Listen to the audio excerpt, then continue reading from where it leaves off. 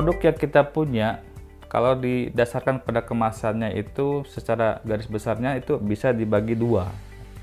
Satu, produk yang dikemas sebelum transaksi, kemudian dipajang untuk menarik minat calon konsumen. Ada yang kedua, produk yang dikemas setelah transaksi. Ini biasanya produk-produk yang seperti makanan atau apa yang kita datang ke satu restoran untuk dibawa pulang, nah itu baru dimasukkan dalam kemasan ya. Tetapi dua-duanya tetap menggunakan pembungkus lagi yang kita biasa sebut dengan kemasan. Nah, kalau begitu apa sih sebetulnya kemasan itu? Jadi kemasan adalah bagian yang membungkus suatu produk dengan tujuan untuk satunya melindungi produk dari cuaca, guncangan, dan benturan-benturan terhadap benda lain, sehingga setiap kita bawa itu isinya atau produknya sendiri menjadi aman ya. Itu adalah makna sebetulnya dari kemasan. Jadi mengemas supaya produknya menjadi tadi aman dari gangguan-gangguan dari luar gitu ya. Ada fungsi kemasan yang harus kita perhatikan, bahwa satu tadi sebagai proteksi untuk produk, yang kedua juga memproteksi untuk konsumen, protection bagi konsumen. Tadi bisa di jalan dibawa seperti itu.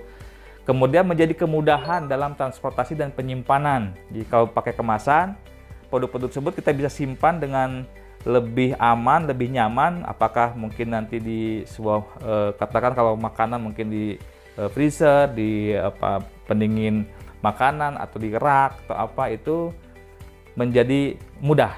Kemudian fungsi lainnya lagi dari kemasan tersebut adalah menyampaikan informasi. Ya, biasanya kalau produk-produk obat-obatan bahkan ada bahan-bahannya ya, ingredientnya juga ya, itu ada di situ menyampaikan informasi. Sehingga menjadi kalau orang pegang kemasan produk kita itu kita paham ini isinya apa saja, terbuat dari apa, seperti itu. Kemudian tadi kenyamanan untuk konsumen dan penjual. Yang keenamnya lagi adalah dia menjadi sarana promosi ya, tidak hanya sekedar dikemas, tidak hanya sekedar dibungkus, tetapi juga menjadikan sosialisasi produk. Bahkan berikutnya lagi itu menjadi sebuah citra ya dari produk yang kita punya. Nah, itulah fungsi kemasan. Nah, sekarang jenis-jenis kemasannya lagi itu ada berbagai macam. Pertama, ada yang kemasannya sifatnya primer. Itu yang utama membungkus produk kita. Kadang mungkin kemasan primer ini punya lagi subprimer di dalamnya. Misalkan kemasan utamanya adalah berbentuk kardus, bisa jadi di dalamnya ada lagi produk itu dibungkus dulu dengan plastik misalnya ya. Nah, kemudian ada kemasan sekunder. Punya satu produk, kalau kita kemas misalkan per 10 produk, itu ada kemasannya lagi biasanya. Itu untuk mempermudah pengangkutan ya. Kayak misalkan produk kaleng susu. Kalau kita beli banyak, lebih dari satu, kemungkinan untuk transportasi itu ada berikutnya lagi kemasan primer. Bahkan setelah itu kalau untuk transportasi yang jangka jauh itu ada namanya sebetulnya kemasan tersier atau yang kuarter. Nah, komponen-komponen apa saja sih yang harus kita perhatikan kalau kita mengemas produk nih ya? Satu, yang pasti komponen estetis ya. Estetis itu ukuran, bentuk, dan fisik ya. Bahkan ukuran, bentuk, dan fisik ini bisa menjadi ciri khas satu produk ya. Sebagai contoh, katakanlah kita memegang botol teh botol sosro. Kalau saja dihabiskan itu ya, tidak ada tulisan teh botol sosro, kita akan tahu itu punya siapa? Punya teh botol sosro karena dari bentuk kemasan.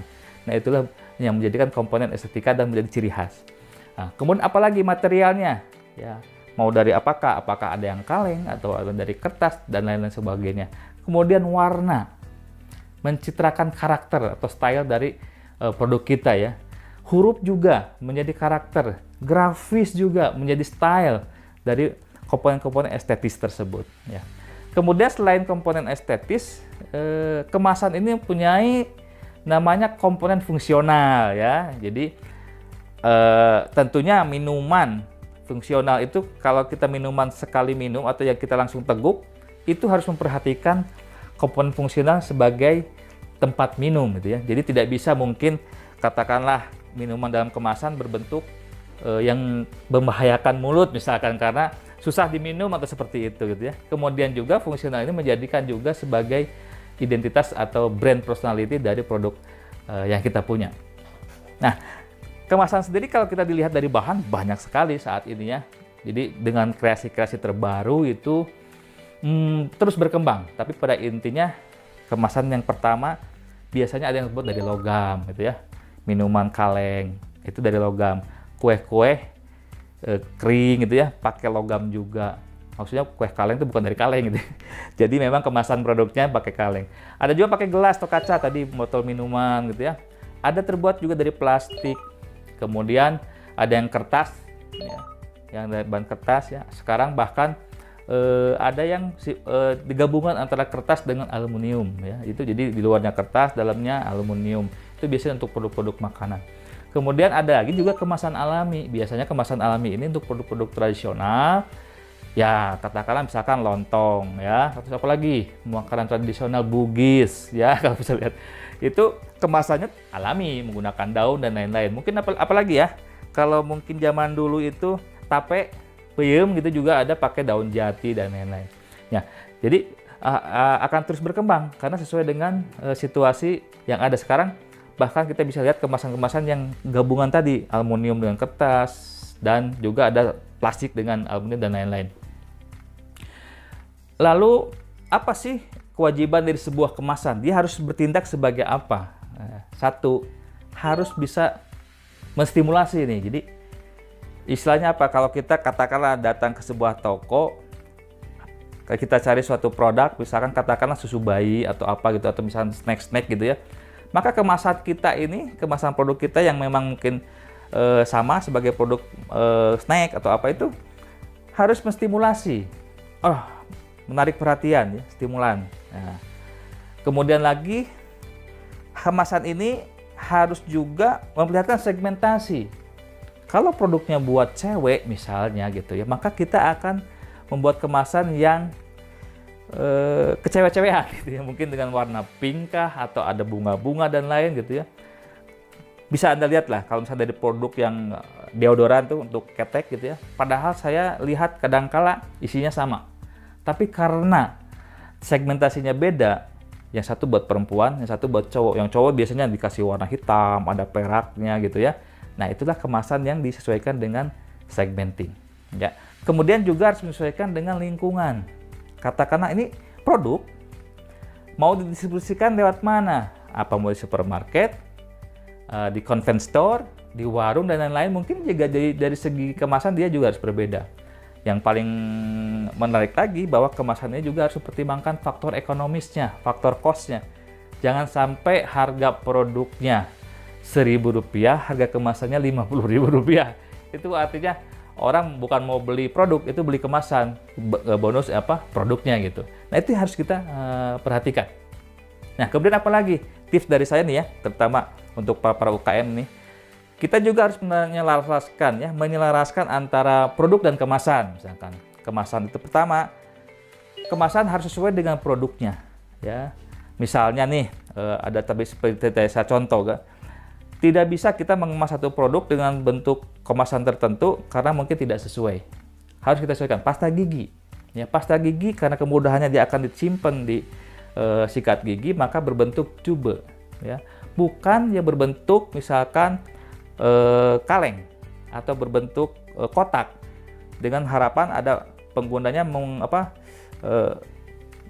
kalau dalam bahasa Sunda itu mencoyakan gitu ya, jadi sikat gigi kepada pasta giginya nggak begitu, jadi harus disesuaikan ya. Kemudian kemasan juga harus disesuaikan dengan masa kedaluarsa produk, jangan sampai produknya yang kedaluarsanya lambat dikasih kemasannya cepat rusak ya. Kemudian lagi menentukan kemasan dengan metode penyimpanannya juga ya. Dia mau disimpan di mana? Misalkan kalau yang produknya mau kita banyak tumpuk, maka harus berbentuknya kemasannya yang bisa ditumpuk juga ya. Termasuk dalam hal ini adalah metode pengiriman produk. Nah, saya akan melihat banyak nih teman-teman UKM gitu ya, punya produk misalkan keripik atau apalah makaroni yang digoreng, kemudian ya memperlihatkan bahwa kelihatan minyaknya gitu ya, minyaknya sehingga pada saat dikemasan dengan kemasan plastik dan transparan membuat tidak enak dilihat. Maka kita harus menyesuaikan produk kemasannya apa yang bagus untuk produk kita ya. Sebagai contoh cilok gitu ya atau apalah gitu ya. Kan bentuknya cilok itu tidak terlalu menarik, bulat tapi bentuknya kusam gitu ya. Nah, kita harus bikin kemasan yang tidak mengekspos ciloknya sendiri, tapi bikin kemasan di mana ciloknya sudah di dalam bentuk penyajian, dikasih saus dan lain-lain seperti itu gitu ya. Nah, kemasan ini juga ini bisa kita fungsikan adalah sebagai salesman ya.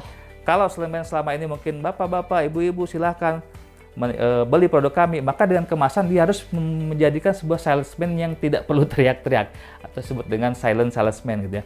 Pertama, dia harus memiliki penampilan yang menarik, isinya harus jujur, harus proporsional, harus punya keyakinan yang tinggi ya. Kemudian juga harus berempati si packaging ini. Kemudian memberikan solusi kepada konsumen, memberikan care kepada konsumen juga. Kemasan tidak boleh terlalu ribet, harus simple. Kemudian juga dia harus memperhatikan persoalan yang higienitas ya. Nah, dalam kita merancang sebuah kemasan atau membentukkan kemasan, kita harus ada yang kita sebut dengan 3S power of packaging ya. Jadi ada 3S yang harus kita perhatikan di dalam mengemas dalam hal kemasan ini. Pertama, kemasan ini harus punya kemampuan tadi stopping power ya, memiliki daya tarik sehingga tadinya kita tidak melihat gitu kemasan produk kita, begitu ada karena kemasannya menarik, orang kemudian menghentikan langkahnya, kemudian mencomot kemasan kita. Itu stopping power.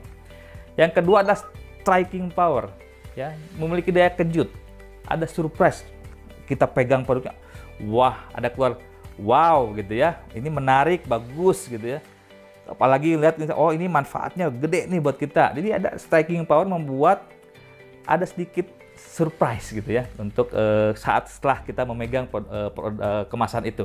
Yang ketiganya lagi, yang S ketiga adalah sticking power. Nah, ini sticking power ini membuat, kalau dalam bahasa anak muda mungkin terbayang-bayang, nggak bisa move on. Aduh, tadi saya lihat produk itu kemasannya begini, kebayang-bayang terus kalau pada saat itu dia belum sempat membeli. Sehingga pada suatu saat nanti dia akan memutuskan, saya akan balik lagi, akan cari produk yang kemasannya tadi mereknya itu.